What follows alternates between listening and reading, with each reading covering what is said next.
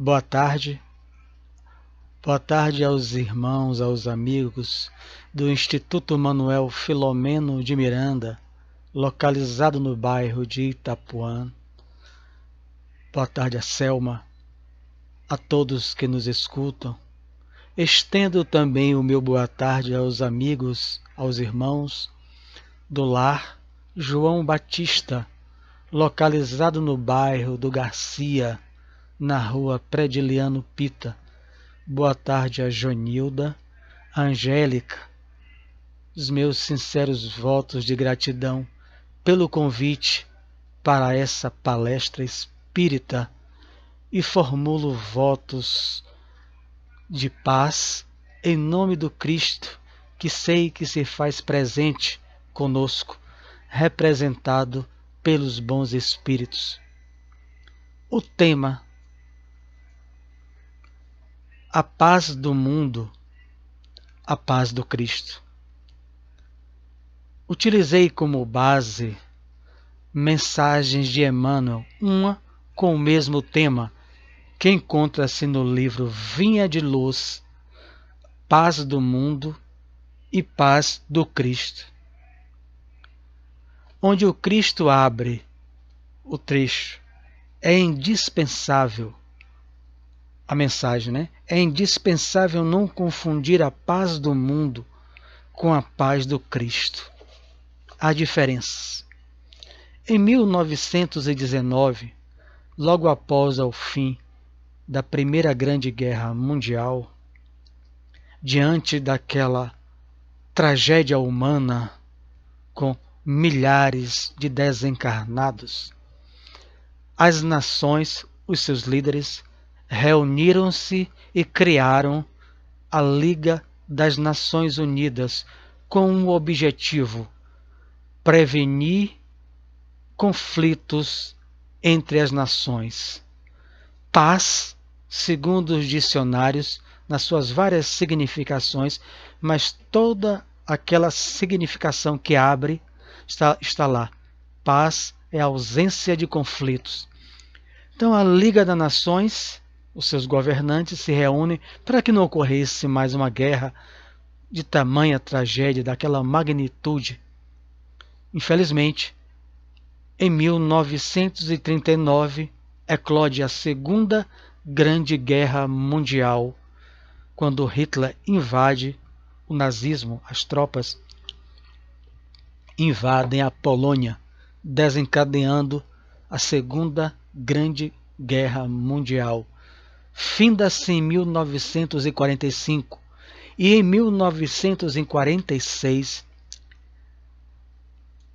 põe fim também às nações, a Liga das Nações Unidas, e cria-se uma outra instituição, ONU, Organização das Nações Unidas, com o mesmo objetivo: prevenir, evitar conflitos entre as nações. Em 1901, Alfred Nobel, o criador da dinamite, com o objetivo de explodir as rochas para que os trens pudessem passar pelas montanhas, através delas, fazendo túneis, o homem utiliza o seu invento e traz para a Terra o uso da dinamite com fim de morte aos seus semelhantes. E ele, segundo os seus biógrafos, cria, antes do seu desencarne, Alfred Nobel, cria o Prêmio Nobel, 5 prêmios, dentre eles o Prêmio Nobel da Paz. 1967, o Papa Paulo VI cria na Terra o Dia Mundial da Paz, 1º de janeiro, Dia Mundial da Paz. Então, Emmanuel vai dizer na mensagem que eu também utilizo, na tarefa da paz, está no livro Palavras de Vida Eterna. Eu estou utilizando o livro da FEB, Evangelho segundo João, o Evangelho por Emmanuel. Então ele coloca lá, na abertura da mensagem, na tarefa da paz. Todos ambicionam a paz.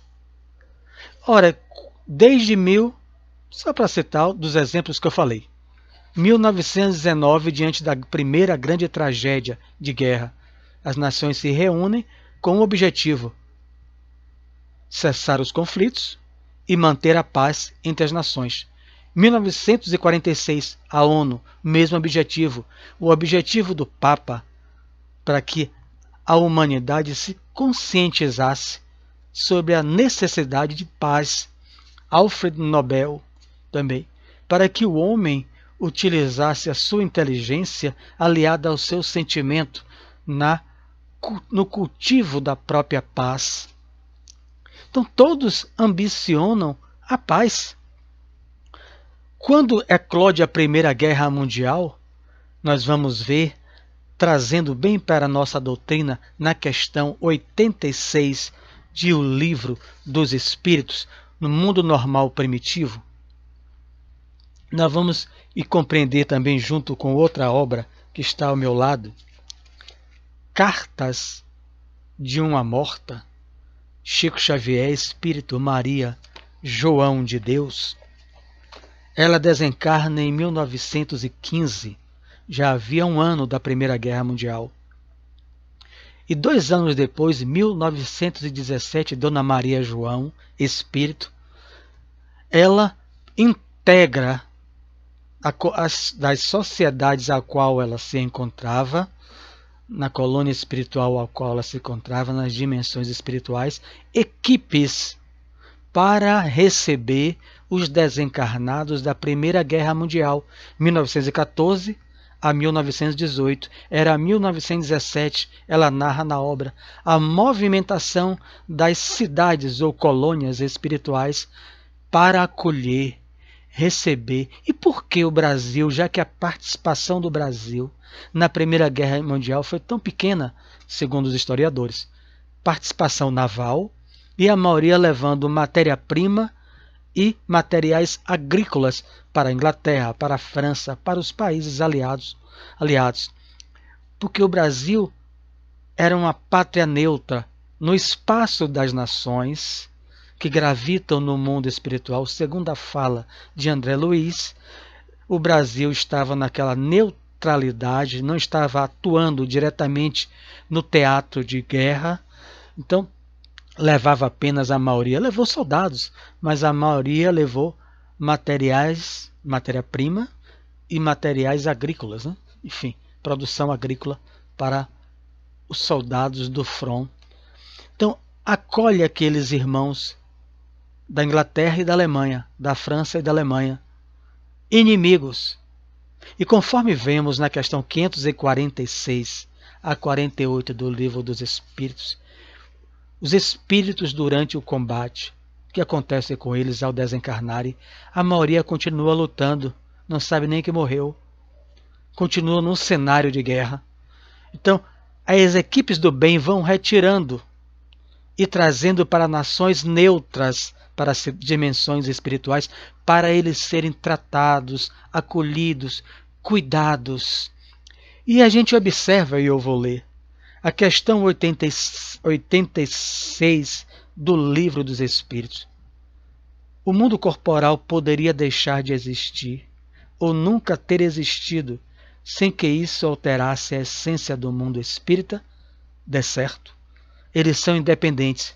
Mundo corporal, mundo físico, a dimensão espiritual, são independentes. Contudo, é incessante a correlação entre ambos, porquanto um sobre o outro incessantemente reagem. Então a gente pode observar o que aconteceu na primeira, na segunda, o que está acontecendo com mais de 3 milhões de encarnados, desencarnados pela pandemia do Covid-19. Segundo as estatísticas atuais, mais de 3 milhões de desencarnes pelo Covid. Isso interfere, está aqui, nas sociedades espirituais que estão gravitando em derredor de nós são independentes, mas se correlacionam. Está aqui na questão, para quem desejar, 86, incessantemente. Vemos isso no livro Nosso Lar, na Segunda Guerra Mundial, quando em 1939 o governador reúne e diz: eclode mais uma guerra na Terra. Preciso de voluntários para ajudar aos recém-desencarnados e voluntários para inspirar os seus líderes, os líderes das nações encarnadas, ao cessar fogo, como está ocorrendo agora entre Israel e Palestina. Qual é a busca dos outros líderes das nações neutras? Cessar fogo entre Israel e a Palestina. Então todos, Emmanuel, ambicionam a paz. Raros ajudam-na, afirma ele.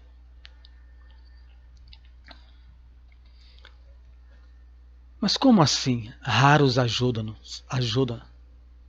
Se todos ambicionam a paz. Nesses milhões de infectados pelo Covid, tanto quanto os 20 milhões de desempregados no Brasil, 15 milhões que procuram emprego, 4 milhões ou 21 milhões, 5 milhões de desalentados são aqueles que desistiram de procurar emprego. Qual é a paz para o desempregado, se não ter de volta o seu trabalho digno para ele sustentar a sua própria vida e da sua família? Qual é a paz para alguém que está sob o Covid-19, se não ter de volta a sua saúde para ele voltar para o seu lar e dar continuidade à sua existência carnal? Todos ambicionam a paz. Qual a paz para um pai, para uma mãe, diante de um relógio, olhando o passar das horas e vendo que seu filho que está na rua, uma sociedade ainda, infelizmente, viciosa, cheias ainda de pessoas dadas à violência, à maldade, porque nós vivemos no mundo. Qual é a paz de uma mãe diante de um relógio?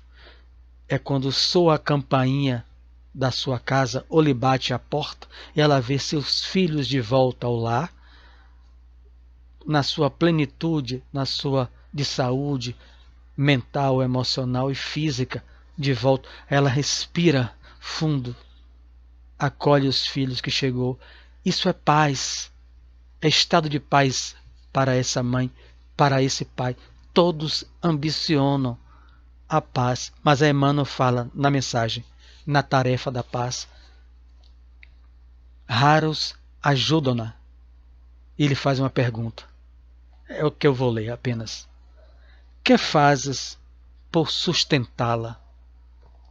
Bom, o livro, a pergunta, já nos provoca reflexões profundas, porque ele vai dizer que todo mundo deseja paz, sem exceção. Por incrível que pareça, Kardec coloca na Revista Espírita, tem os volumes ali atrás de mim, em uma delas, o Espírito vai dizer diante de um jovem malfeitor que vai assaltar uma mercearia na França. Ele, evocado o seu guardião, ele diz: é a paz que ele procura, infelizmente. É a paz das posses materiais que ele não consegue usufruir com salário digno, pouco condizente às suas capacidades intelectivas naquele momento, um jovem de 21 anos, mas ele deseja ter aquilo que o mundo, século XIX, já oferecia. O seu salário não dá para comprar, então ele resolveu invadir uma mercearia, arrombar, para furtar, porque ele precisa da paz que o objeto que ele deseja ter, mas as suas condições não dá para ter. Mas se todo mundo tem, não é assim que oferece o mundo materialista? Todo mundo tem, como ele vai ficar de fora? Então, quando ele conseguir roubar e vender os objetos para comprar o objeto tal, ele sentirá paz, é a paz da insanidade, da loucura interior. Mas ele se sente em paz. Qual é a paz que deseja o adicto, o dependente químico do álcool, das outras drogas, se não ter saciado o seu desejo de beber, de fumar, de usar a substância química, quando ele sente um alívio orgânico, não só mental, orgânico pela dependência química. Para nós que não estamos nesse patamar de viciações, nós achamos isso uma loucura. Para ele não, ele sente paz interior. Todos ambicionam a paz. Seja encarnado, seja desencarnado, qual é a paz daquele que obsedia? É sentir o sofrimento daquele que o fez sofrer. É a insanidade. Ele me fez mal. Ele se encontra no mundo, na dimensão espiritual, obsediando o encarnado.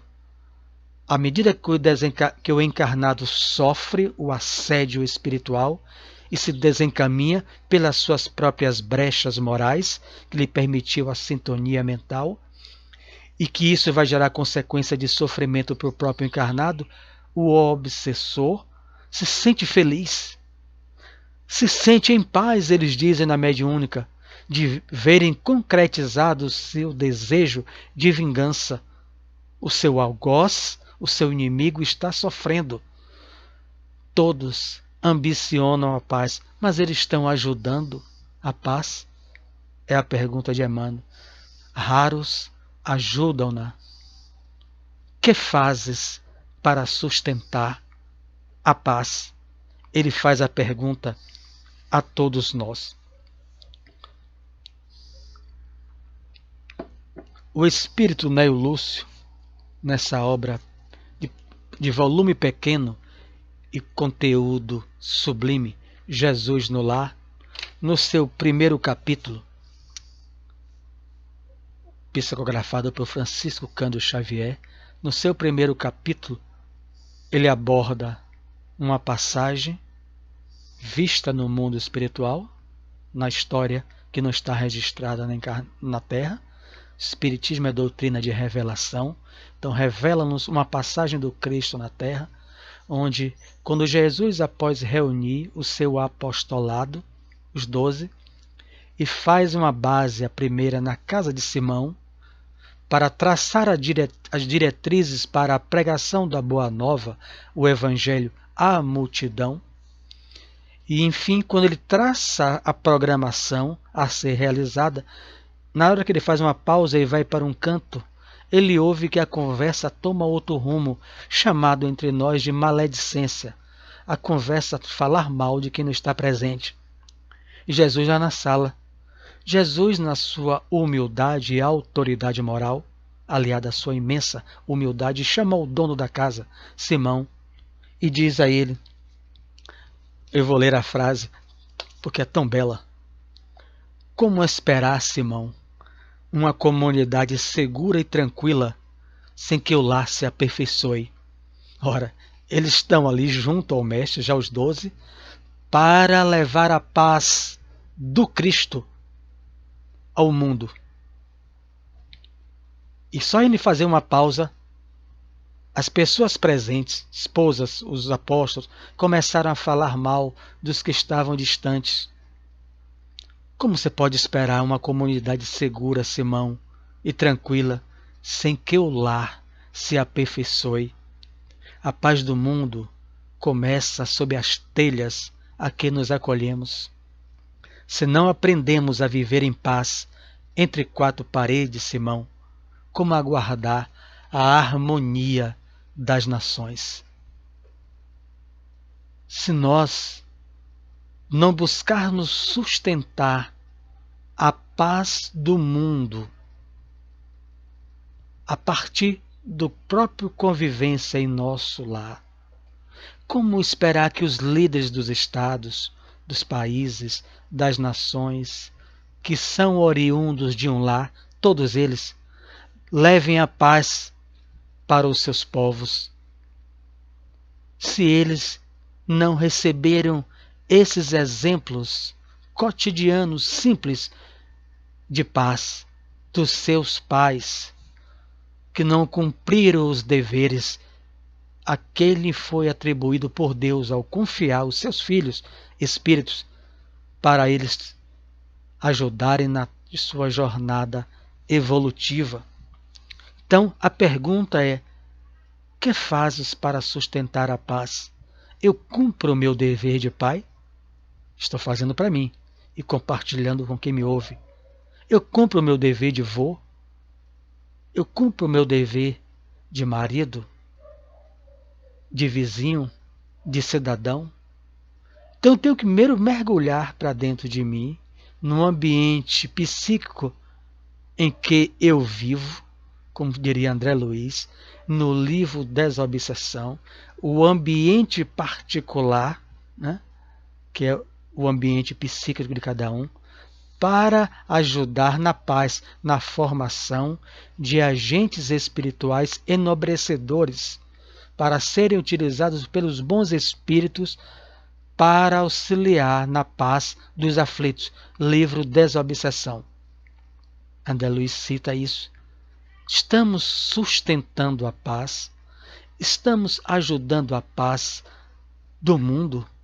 Emmanuel nos faz essa reflexão. Ora, se observarmos também o que está no mundo, há um sociólogo, acho que já está desencarnado, tem algumas obras, Zygmunt Bauman, polonês. Ele escreveu diversas obras com a mesma essência. É o que ele dizia, amor líquido. Ele fala o seguinte: no passado, pegamos só um exemplo, na Idade Medieval, as cidades erguiam grandes muralhas. Na Europa está lá. Ainda algumas em ruínas, mas estão lá. Grandes muralhas envolvendo aqueles feudos, aquelas regiões, para se protegerem dos outros feudos, das outras regiões. Porque quando chegava a seca, quando chegava a fome, as doenças naqueles locais, eles corriam e tentavam invadir, porque a fome e a doença invadiram as outras cidades onde tinha comida, onde estavam saudáveis, onde tinham médico. Então as muralhas eram para impedir. Hoje continua a mesma coisa. Nós passamos em alguns condomínios e as muralhas continuam imensas e erguidas, com cercas elétricas em cima, com guardas dentro, armados até os dentes, com cachorro, com câmera, com carros blindados dos seus moradores, com quartos bunker dentro das mansões, para se isolar daqueles que têm fome, daqueles que têm fome do estômago, fome do emprego, fome de paz. Agora não é mais se proteger apenas fazendo muros para impedir o cidadão de outras nações. É os muros erguidos entre o próprio bairro para se defender do morador do lado. Porque o morador do lado mora em um barraco. E quando a fome apertar e ele não tiver emprego, 20 milhões de desempregados, ele pode pular o muro, ele pode matar o cachorro, o policial, invadir as mansões e nos tirar a paz. Então a paz do mundo é erguida como, meus amigos? Com leis, com instituições, para nos trazer a paz de fora para mim. Eu espero que o governo estadual, municipal, federal, as nações estabeleçam cada vez leis mais rígidas para que eu possa ter paz. É a paz do mundo, Emmanuel diz, é erguida de fora para dentro. É a ausência de conflito. Eu não posso ter conflito. Então eu quero andar em um mundo que me oferte, aonde eu caminhar, paz. Qual é a paz do Cristo? É aquela, segundo Emmanuel e Jesus, que é construída dentro de nós. Emmanuel vai dizer: não ignore que a paz do Cristo é uma construção interior, trabalhosamente construída, ele reforça, trabalhosamente construída dentro de nós. É o que Jesus diria: o reino de Deus não está fora, está dentro de nós. Construa ele dentro de você, porque nós não podemos nos isolar do mundo. Regina Casé, em um programa de sábado à tarde, há muitos anos, acompanhando um cidadão muito rico no Rio de Janeiro, que morava num desses condomínios de muros, cercas, vigilância. Ele saiu, ela vai com ele num carro blindado, com segurança em um carro de apoio, um empresário riquíssimo. E quando entra no condomínio, ele mostra a ela o quarto bunker, o quartos bunkers criado na Segunda Guerra Mundial para se proteger do bombardeio nazista. A Inglaterra cria, desce para o solo, destrói a casa, mas o quarto protege a família. Há condomínios, há casas em condomínios onde se constrói quartos bunker. Mas por quê? Porque se o ladrão passar por tudo isso, a gente se tranca no quarto bunker. Aqui tem comida, tem água, tem internet, tem tudo. Até o ladrão roubar tudo e foi embora e nós podemos subir. Essa é a paz do mundo que o mundo oferece. A paz do Cristo é uma construção onde tiver. Eu não devo me isolar das pessoas. Natural que eu não vou andar desprotegido, deixando o celular em cima da mesa, essas facilidades. Não é isso que estamos falando. Mas é uma construção interna. O mundo pode estar pegando fogo em aflição. Uma imagem. Eu estou em água, nas águas tranquilas da paz no meu coração, no meu sentimento, sem me isolar do mundo. Estou num estado de paz. Então, a proposta da pergunta de Emmanuel, que fazes para sustentá-la, está afinada com a proposta de Santo Agostinho.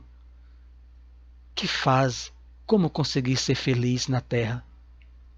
Que é a passagem de Sócrates, que foi a pitonisa de Delfos, na Grécia. Não leu no pórtico, não? Sócrates, li. O que é que está escrito? Conhece-te a ti mesmo. Ponto. Nada em excesso. São duas frases. Geralmente a gente se toca mais de uma. Conhece-te a ti mesmo. Nada em excesso. Então, para esses empresários, já era bom ele ter ido ainda às ruínas de Delfos, na Grécia. O excesso, essa ostentação diante dos flagelados da fome, dos flagelados do sofrimento. Será que essa ostentação não provoca, não atrai para mim a violência daqueles que não têm muitas vezes nem um pão para comer, enquanto o jogador que ontem fez, transferindo por navio ou por aviões a sua coleção de carros importados, a média de R$1 milhão cada um, mas foi fruto de um trabalho honesto, eu sei. Mas será que não é um excesso acumular carros de R$1 milhão para que cada vez que você se mudar de um país para outro, navios ou aviões levem, e você cada dia sair com um, passando nas sinaleiras, com atenção, dá para observar que tem gente que não tem nem o que comer, fazendo malabarismo nos sinais em busca de uma moeda, enquanto uns andam em carro de R$1 a R$2 milhões, um por dia, cada um diferente do outro. O oráculo de Delfos. Eu preciso conhecer a mim mesmo. Eu preciso mergulhar para dentro de mim, para aprender a conviver, para aprender a identificar. Eu tiro a paz de alguém? Porque é comum a gente querer atribuir. Eu estava bem, cheguei no trabalho, cheguei em casa, onde for, você tirou a minha paz. A proposta de Emmanuel é: que fazes para sustentá-la? Será que eu, nos momentos da minha existência do cotidiano, eu não tiro a paz do outro também? Pela minha conduta, pelo meu comportamento, pela minha indiferença, que pode ser traduzida até pelo um silêncio? Será que isso eu não perturbo a paz do mundo com esse? Será que eu estou sustentando a paz do mundo com a conduta assim? Eu tenho que mergulhar para dentro de mim, fazer luz no meu inconsciente, no meu pré-consciente, para ver se eu estou contribuindo para a paz ou não, ou perturbando aquele ambiente de paz. É essa a proposta. Porque se dentro do lar, eu me ergo diante de um celular, a esposa também, o filho chega da escola, todo dia eu não olho nem para o semblante dele para observar como ele chegou, como ele está. Será que não sofreu bullying na escola? Como ele está? Aí ele vai para o quarto, para o celular dele, damos boa noite quando damos e vamos dormir. Será isso, Simão? Como esperar uma sociedade pacífica, Simão? Como esperar uma sociedade pacífica e segura, tranquila, sem que o lar se aperfeiçoe? Ah, mas dá trabalho criar, dá trabalho conviver. Sim, dá. Mas foi para isso que nós formamos família. Senão não teríamos formado família. Nascemos em uma, mas não queremos viver sozinho. Mas se a família foi formada por um desejo meu, da esposa, e geramos um ser que é filho de Deus, que ele confiou, eu tenho que ter o trabalho, que é o cuidar, de criá-lo, de estar atento ao seu semblante, para conversar com ele, para ajudar na sua formação de caráter moral. Não basta só eu botar ele nas melhores escolas e dar os melhores instrumentos da tecnologia. Eu necessito, junto com a mãe e aqueles que compõem a constelação familiar, os mais velhos, estarmos atentos a isso, para a formação do caráter daquele espírito em uma nova oportunidade reencarnatória. Então, para que ele, quando ele saia do nosso lar, afirma Jesus, ele seja um cidadão de bem, que eles aprendam a conviver com os diferentes e as diferenças sem apresentar na sociedade preconceitos de homofobia, preconceito social, riqueza, pobreza, preconceito de cor de pele, de etnia, negro, branco, preconceito porque é judeu, porque é palestino, para que eles sejam um homem de bem que não tem preconceitos. Depende de nós, porque foi esse o objetivo que nós e que ele, o filho, o neto, reencarnaram. A pesquisadora Ellen Wambach, americana ateia, 16 anos, ela faz terapias de regressão de memória, TVP, terapia de vivências passadas, nos Estados Unidos. Vá além do útero. Ela queria provar que não existe espírito, só existe vida a partir do útero. 3 meses depois, ela aceitava o aborto. Mas daqueles 750 voluntários, a maioria ateus, quando ela regride-os no divã e faz 10 perguntas iguais aos mesmos. Você existia, você estava vivo antes do útero de sua mãe? Todos, sem exceção. Sim. E onde você estava? Ah, no lugar ótimo. As pessoas me tratam tão bem. Me tratam todos com grande afago. Aí ela faz a pergunta subsequente. Bom, se você está vivo, se o lugar é excelente, a gente chama de colônias espirituais. Lá no livro não tem isso. Por que reencarnar? 97,6% dos 750 responderam iguais. Aprender a conviver com o outro. Está no livro Nossos Filhos São Espíritos, de Hermínio de Miranda. Ele ele estuda a pesquisadora. Aprender a conviver com o outro. Quer dizer, Esse é o objetivo maior da reencarnação. É um deles, né? Mas 97 falaram isso aí. Aprender a conviver com os diferentes. E a diferença aí eu chego à Terra, não consigo conviver. Muitas vezes sou estimulado ao pré-conceito pelo próprio pai e pela mãe. Trago isso para dissolver e tenho ampliado isso. É isso que Jesus está dizendo a Simão. Como esperar uma sociedade pacífica, Simão, sem cuidar dos seus e de você mesmo? Mergulha para dentro de si. Você está sustentando a paz do mundo a partir das suas ações e das que você faz consigo mesmo e com aqueles primeiros que estão em volta de você, debaixo da parede, do teto do próprio lar?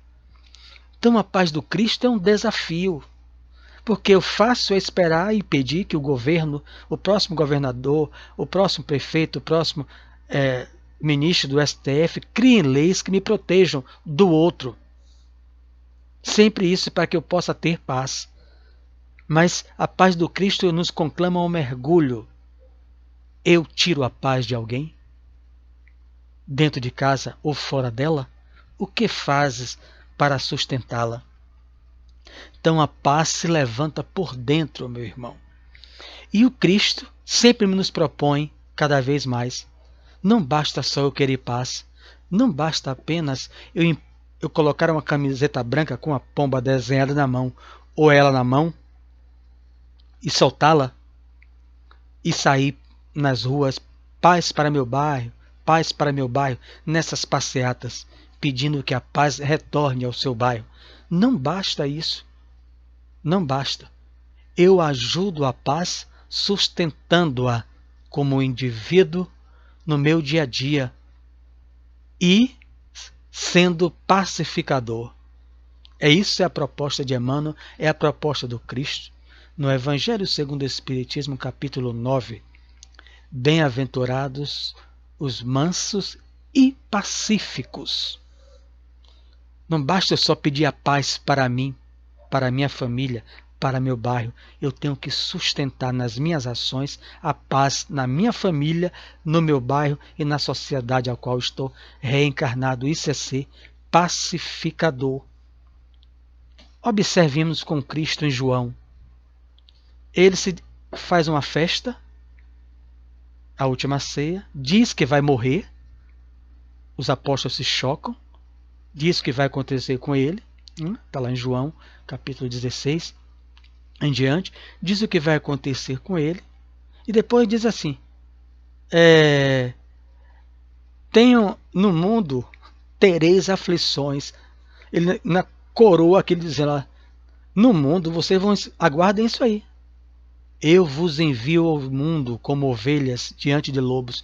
Nunca escondeu ninguém, nem mandou ninguém se isolar do mundo, seja do muro psicológico, daquele da indiferença dentro de casa uns com os outros, ou do muro erguido mesmo, entre condôminos, entre nações, que querem erguer muros. No mundo tereis aflições, mas tenham ânimo. Eu venci o mundo. E morreu. Como é que se diz que vai vencer o mundo e horas depois é crucificado? Os apóstolos ficaram temerosos, trancados, com medo da morte, com medo de sofrer, tristes pela saudade do amigo que se foi, Jesus. Vocês viram o que aconteceu com o meu mestre narra a Bíblia. João, capítulo Aparições de Jesus. Tudo trancado, a casa, ele se materializa dentro da casa. As primeiras palavras dele, paz convosco. Não perguntou por que eles não foram com ele diante da crucificação, só João que foi. Ele não admoestou a ninguém, não falou mal de Judas que já tinha desencarnado pelo suicídio. Ele só falou isso, paz convosco. 3 vezes ele vai falar isso, mas demonstra pela a sua presença a imortalidade da alma. E na Bíblia está lá, a partir, e Emmanuel vai escrever sobre isso também, Diante daquela presença, falando apenas essa frase e a sua presença materializada, os apóstolos medrosos, temerosos, com medo da morte, com medo das perseguições dos judeus, eles ganharam alegria na alma e saíram dali, doravante, para divulgar o Evangelho de Jesus através do esforço dos seus exemplos, sem nenhum medo de morrer, sem nenhum medo. Então, olha que material nós temos como espíritas, porque nós temos a certeza da imortalidade da alma. Então, na atualidade, os que sofrem pelo Covid ou não, quando cruzam o nosso caminho, Jesus espera que eles saiam depois da nossa presença, após o diálogo, com o coração cheio de esperança, para voltar a serem alegres novamente. Ah, mas o meu filho morreu, minha filha, meu esposo, meu pai, minha mãe, eu os amava. É uma dor, é uma dor, é a maior dor, segundo Emmanuel, que existe na Terra, da perda de entes queridos, como está no capítulo do Evangelho segundo o Espiritismo. Mas você e eu temos a certeza da imortalidade da alma.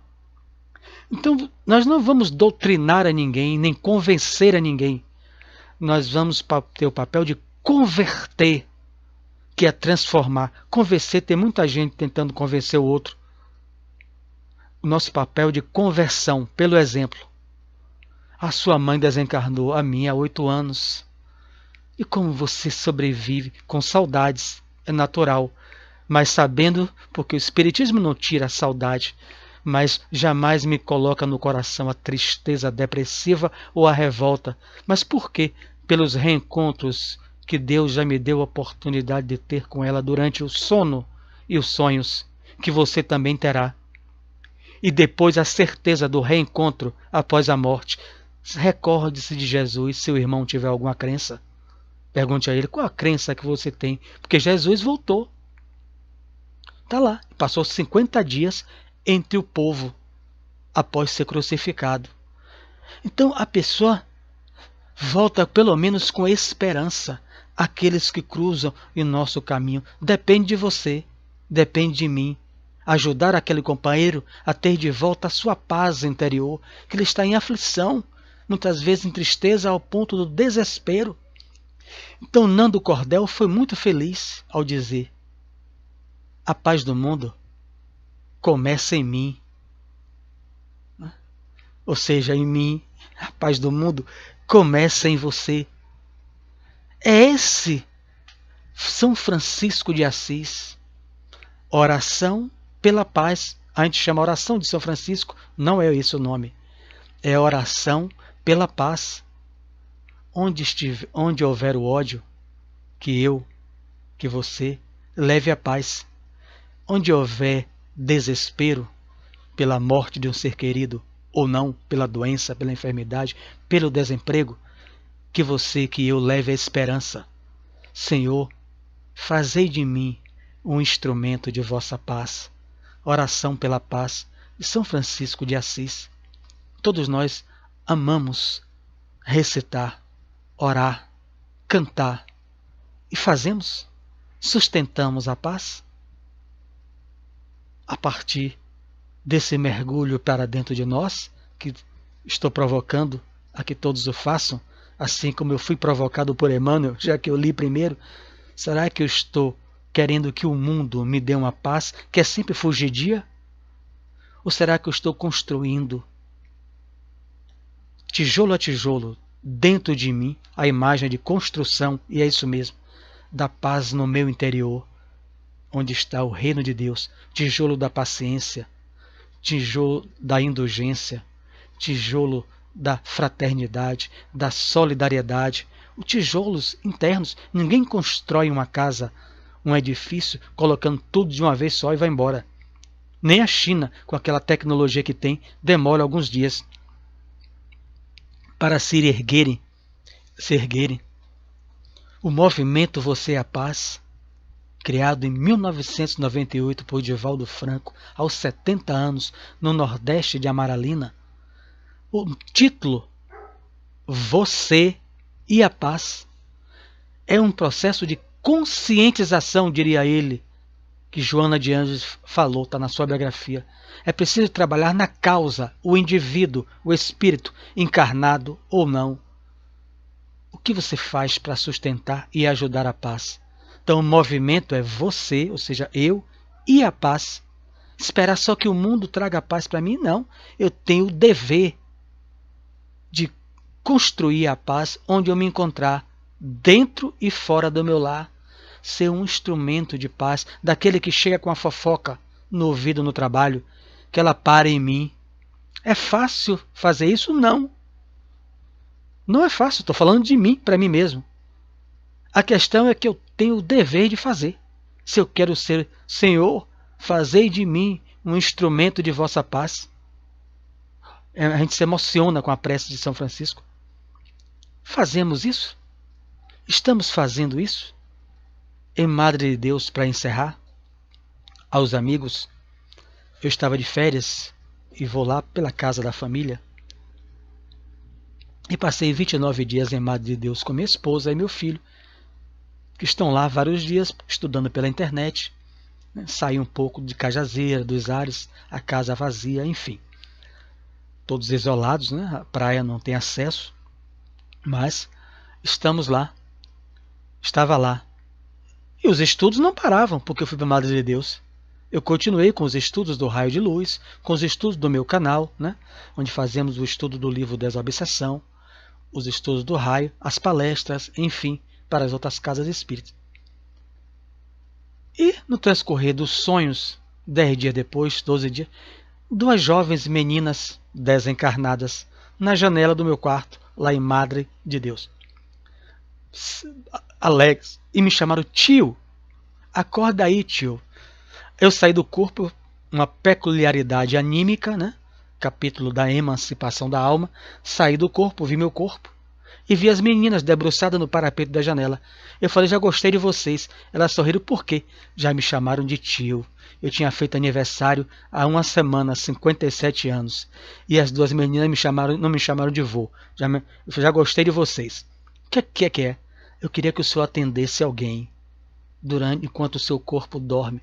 A gente gosta tanto dela, tio. E ela está tão sofrida. Aí eu digo, pode mandar ela entrar. O espírito atravessou a parede, uma senhora sofrida, fazendo uma costura de mão, não sei bem o que é aquilo, né, com aquelas agulhas. Enfim, sentou na cadeira, onde eu estava horas antes acordado.